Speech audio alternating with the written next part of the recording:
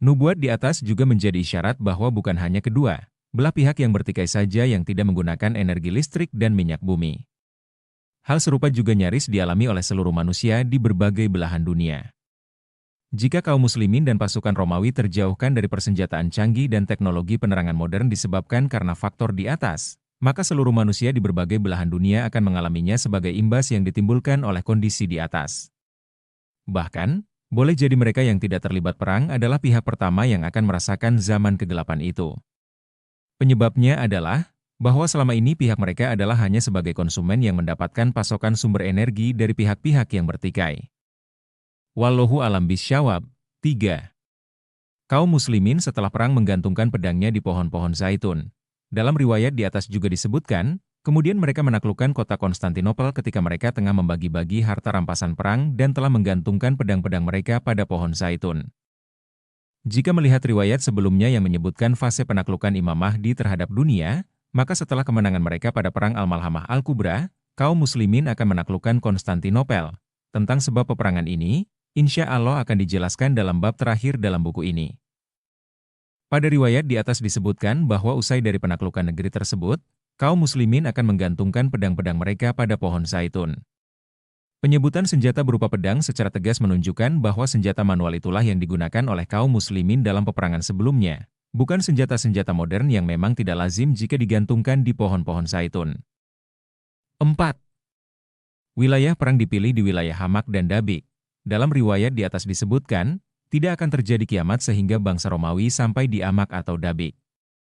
Kedatangan mereka akan dihadapi oleh sebuah pasukan yang keluar dari kota Madinah yang merupakan penduduk bumi yang terbaik pada masa itu. Dabik adalah nama sebuah kampung yang berjarak 4 farsah dari kota Halb, Aleppo, termasuk dalam distrik Azaz. Gutha adalah sebuah daerah di negeri Syam yang dikelilingi oleh gunung-gunung yang tinggi, sungai-sungai, dan hutan yang lebat. Di kawasan inilah terletak kota Damaskus. Berkenaan dengan peperangan dahsyat yang terjadi di wilayah Hamak dan Dabik ini, barangkali timbul pertanyaan, mengapa justru pasukan Romawi menempatkan pasukannya di wilayah tersebut? Mengapa mereka tidak menyerang kaum muslimin di negeri-negeri lainnya seperti Palestina, Irak, Iran, atau negeri-negeri lainnya yang menjadi pusat dan sumber energi? Dalam hal ini, ada beberapa faktor yang mungkin menjadi penyebab dipilihnya wilayah tersebut sebagai basis pertahanan pasukan Romawi. A. Wilayah Hamak dan Dabik, Aleppo. Sekalipun masuk di wilayah Damaskus, namun keduanya merupakan wilayah yang berbatasan dengan negara Turki yang juga dekat dengan hulu sungai Eufrat dan Tigris, lihat dalam peta. Posisi yang dekat dengan wilayah perairan merupakan posisi strategis dalam sebuah peperangan yang bersandar pada kekuatan senjata manual. Hal itu sebagaimana yang pernah dilakukan oleh Rasulullah dalam peperangan Badar. Saat itu kaum muslimin berhasil menguasai terlebih dahulu sumber-sumber mata air Badar. Ada sebuah riwayat lemah yang dibawakan oleh Nuaim bin Hamad tentang perang Hamak ini. Bangsa Romawi, Eropa Amerika, tidak akan membiarkan tepi pantai, saluran air, pada hari-hari perang besar, kecuali akan mereka kuasai. B. Pilihan wilayah yang berbatasan dengan Turki juga merupakan posisi strategis bagi pasukan Romawi. Dalam hal ini, meskipun mayoritas penduduk Turki adalah Muslim, namun secara resmi Turki, pemerintahannya, adalah negara sekuler yang lebih berafiliasi kepada Barat Romawi. Turki sendiri telah berupaya untuk diposisikan sebagai bagian dari Uni Eropa ketimbang masuk di wilayah Timur Tengah.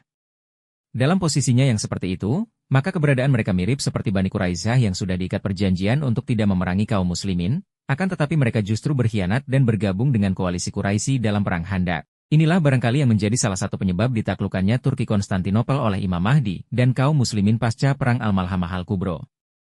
Mereka telah berkhianat kepada kaum muslimin dengan memberikan bantuan dan fasilitas termasuk logistiknya untuk pasukan koalisi Romawi dalam memerangi kaum muslimin.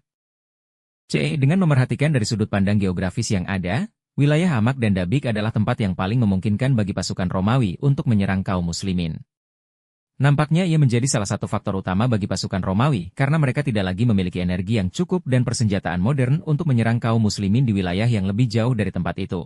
Juga, wilayah tersebut adalah yang paling memungkinkan untuk ditempuh dengan pasukan infanteri maupun pasukan berkuda mereka. Tidak ada wilayah laut perairan yang menghalangi pasukan mereka untuk sampai di dekat markas kaum muslimin. Ditambah bahwa selama masa yang dibutuhkan untuk sampai ke wilayah tersebut, pasukan Romawi mendapatkan fasilitas dan bantuan dari pihak Turki. Juga, jika sewaktu-waktu pasukan mereka harus mundur dalam menghadapi Al-Mahdi dan kaum muslimin, dengan sangat mudah mereka berlindung di wilayah Turki dan meminta bantuan dari mereka. D. Wilayah Amak dan Dabik merupakan wilayah yang masuk dalam negara Damaskus. Dalam hal ini, negeri Bashar Asad itu kelak akan menjadi benteng pertahanan kaum muslimin yang terpenting. Imam Mahdi dan pasukannya akan menjadikan negeri Damaskus, Ghouta, sebagai pusat pertahanan mereka. Hal itu sebagaimana yang telah dinubuatkan dalam hadits syahih, bahwasanya Rasulullah Shallallahu Alaihi Wasallam bersabda, sesungguhnya kota tempat berkumpulnya kaum muslimin pada hari berkecamuknya perang yang sangat sengit adalah di Ghouta dekat sebuah kota yang dinamakan Damaskus, yang termasuk kota terbaik negeri Syam. Ghouta adalah sebuah daerah di negeri Syam yang dikelilingi oleh gunung-gunung yang tinggi, sungai-sungai, dan hutan yang ibat. Di kawasan inilah terletak kota Damaskus. Sesungguhnya aku melihat, bermimpi, seakan-akan tonggak Alkitab telah tercabut dari bawah bantalku. Maka aku mengikuti kepergiannya dengan pandangan mataku. Tiba-tiba muncul seberkas cahaya yang terang benderang mengarah ke Syam. Ketahuilah, sesungguhnya iman pada saat terjadi beragam fitnah, berada di Syam. Bahkan, secara tegas beliau menyebutkan kehebatan pasukan Damaskus yang akan menghadapi pasukan Romawi ini. Dari Abu Hurairah bahwasanya Rasulullah Shallallahu Alaihi Wasallam bersabda, jika telah terjadi banyak peperangan besar, di akhir zaman, Allah akan mengeluarkan sebuah pasukan mantan budak dari kota Damaskus. Mereka adalah bangsa Arab yang paling baik kuda dan persenjataannya. Allah akan meneguhkan agama ini melalui perantaraan mereka. Hr. Ibnu Majah. Dengan melihat faktor di atas, tampaknya menjadi semakin beralasan jika Romawi akan menyerang kaum muslimin di wilayah tersebut. Sebagaimana telah dijelaskan di atas, bahwa peperangan ini adalah perang eksistensial yang sangat menentukan. Perang di Amak dan Dabik ini merupakan perang yang mempertaruhkan harga diri, masa depan, dan peradaban masing-masing. Jika kaum muslimin menang, maka hancurlah peradaban barat untuk selama-lamanya yang mustahil rasanya untuk bisa bangkit kembali dari keterpurukannya. Dalam hal ini, pasukan Romawi Barat juga melihat bahwa pusat komando dan kekuatan kaum muslimin terletak di wilayah Damaskus.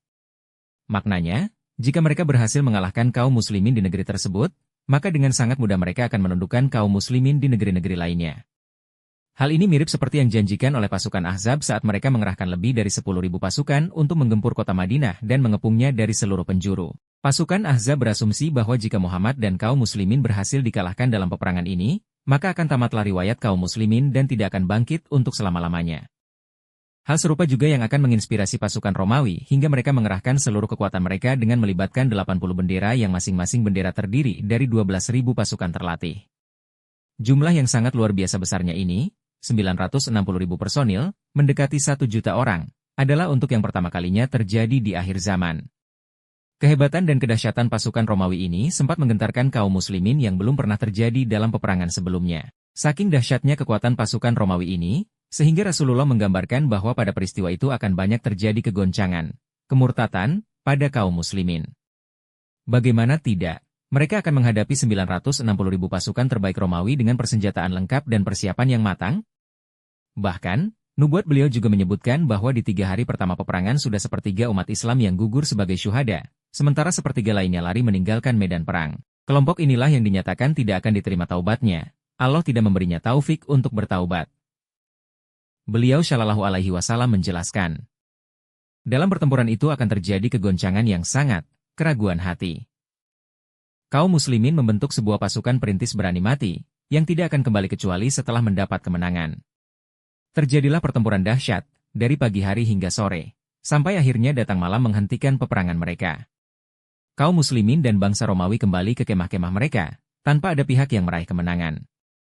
Seluruh anggota pasukan berani mati umat Islam tersebut ternyata terbunuh di medan laga. Maka kaum muslimin kembali membentuk sebuah pasukan perintis berani mati, yang tidak akan kembali kecuali setelah mendapat kemenangan.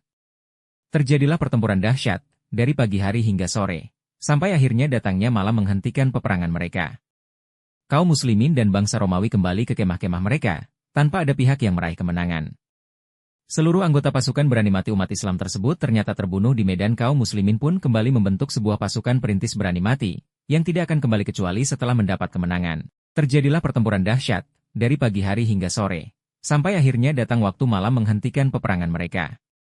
Kaum muslimin dan bangsa Romawi kembali ke kemah-kemah mereka, tanpa ada pihak yang meraih kemenangan. Seluruh anggota pasukan berani mati umat Islam tersebut ternyata kembali terbunuh di medan laga. Maka pada hari keempat, kaum muslimin yang tersisa maju ke kancah pertempuran dengan ganas, sehingga akhirnya Allah mengalahkan bangsa Romawi. Pasukan Romawi terbunuh dalam jumlah yang sangat banyak yang belum pernah dialami sebelumnya. Begitu banyaknya yang terbunuh, sehingga apabila ada burung yang melewati kawasan pertempuran mereka, maka burung itu akan mati sebelum meninggalkan mereka, akibat bau busuk bangkai yang bertebaran. Satu sama lain yang masih hidup pun menghitung jumlah keluarganya yang terbunuh di medan laga. Ternyata dari 100 orang saudara, hanya seorang saja yang masih bertahan hidup. Maka harta rampasan perang mana yang bisa mendatangkan kebahagiaan? Harta warisan mana lagi yang harus dibagikan?